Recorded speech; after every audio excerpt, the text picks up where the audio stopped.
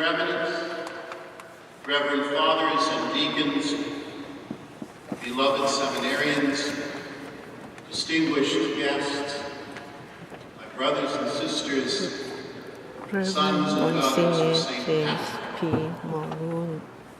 Moroney Every Irishman on this beloved day is faced with the constant temptation to turn the rich heritage of Irish spirituality into a loose amalgam of shamrocks, legends, and little people, all tied up in a Celtic knot.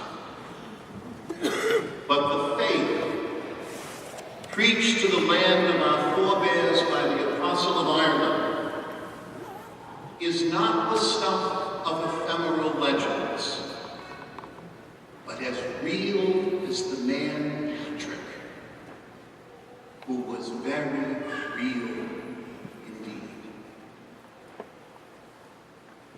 When a little over a millennium and a half ago Patrick died, it was after living a life filled with passion for God, a passion so evident that his very presence ignited a fire of faith which still burns in good times and in troubles on that emerald isle. And so it's important for us to recall that the kind of passion for which St. Patrick was renowned was very different than the more common passions we might experience in our own day. Patrick's passion was not the same as the passion of a presidential candidate whose fire enlightens only the path to power and glory. Patrick's passion did not seek for wealth or for fame or even sectarian advantage.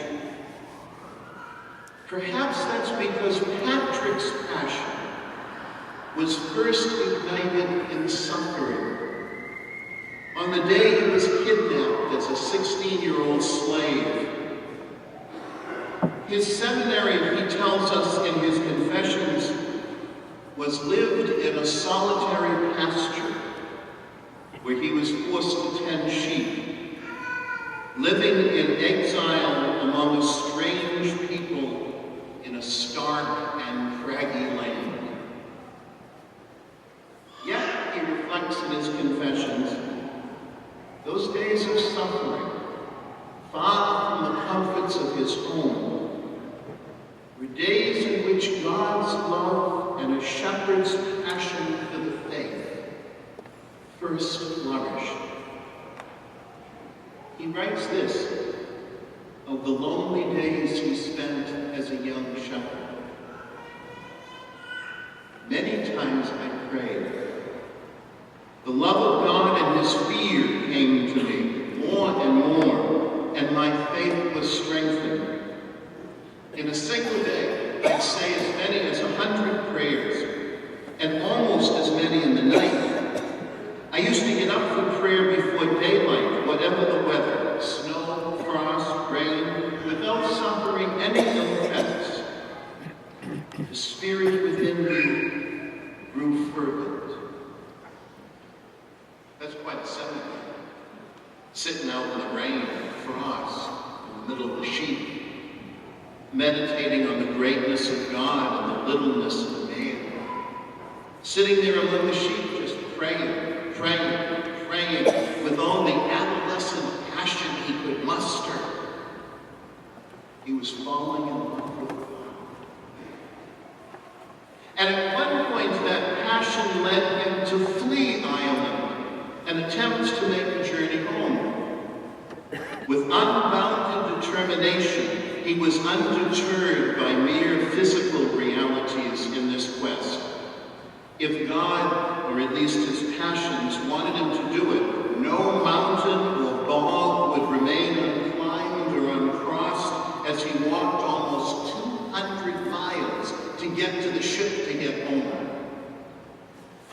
He was in his 20s when he arrived home, overjoyed at being away from those troublesome Irish He must have dreamt about that moment on endless starlit nights in Irish pastures and longed for those who spoke his language, with whom he felt at home and among whom he had grown up for so many years. But that just lasted a little while. Soon his soul grew restless with the comforts of home. The very depths of him burned with a desire for something more, for the infinite, for the eternal. The God he had come to know while sitting among the sheep. In the soft, warm comfort of his own bed and in his parents' house, his heart began to dream. He later writes that he had a dream in which a man named Victoricus came to him with a big stack of letters. This somnolent mailman was, scholars suggest, Saint Victorius, a saint of whom Patrick's father, an ordained and learned deacon, must have spoken at home on several occasions. Victorius, we're told, was a vociferous advocate for missionary activity, especially to the dark and mysterious lands which lay north of Britain. So one of the letters in the pack was addressed to Patrick himself, and it began with the words, "The voice of the Irish.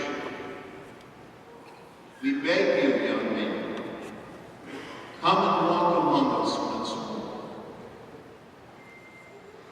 Now, I've often wondered whether that letter was just from the Irish, or whether it was also a cry from somewhere deep within the heart of a man who longed to follow that passion he had first come to know among the sheep. The same desire which burned in the hearts of Andrew and Peter the day they first heard the voice of the Lord. The same call which echoes in your heart when God whispers your name. The same call which insistently tugs at the heartstrings of all those seminarians over there. It's the voice of God, and the voice of the Irish, and the voice of the Romans, and the voice of the sons and daughters of gospel. It's a voice that calls us to give ourselves entirely to Him and be joined only to the sacrifice of His cross. So Patrick, listening to the voice of the Irish and the voice of God, returned to Ireland. For 30 years he labored in that emerald vineyard. And there, as often is the case in the best of our lives, his youthful passion was transformed by God into a full-fledged perseverance. One of the more obscure iconographic signs of the great saint illustrates this well. It's of a crozier stuck in the mud, or a bog, to be more precise. It seems that after responding to a vision, Patrick was making his way through a part of Ireland now known as Aspatria, a place so stubbornly pagan that he could preach until he was blue in the face, and those stubborn selves would just sit there and scowl back at him. So the ever-persistent evangelizer jammed his wooden crozier into the ground and swore that he wouldn't shut up until the faith had taken root in this obstinate land. Upon which roots sprang from the base of his crozier, and the great walking stick grew into a small tree, at which the people repented and were baptized by the hundreds.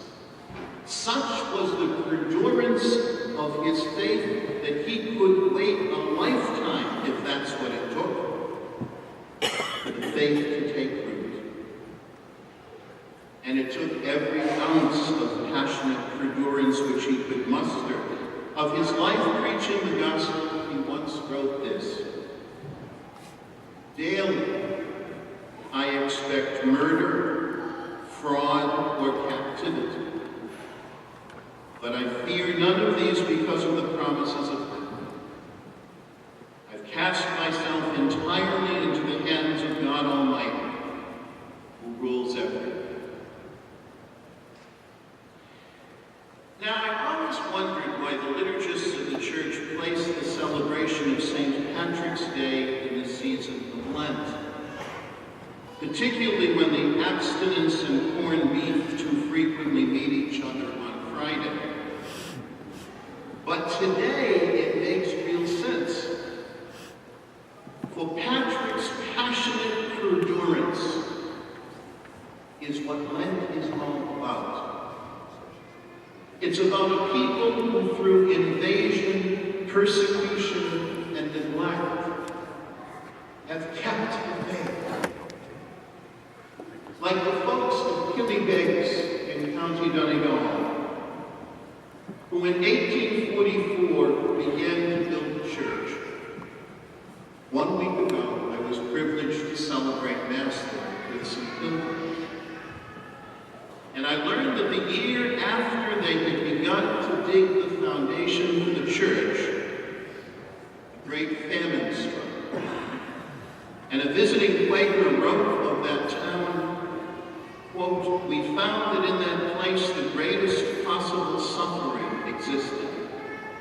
The distress is increasing and becoming daily more and more alarming," end quote.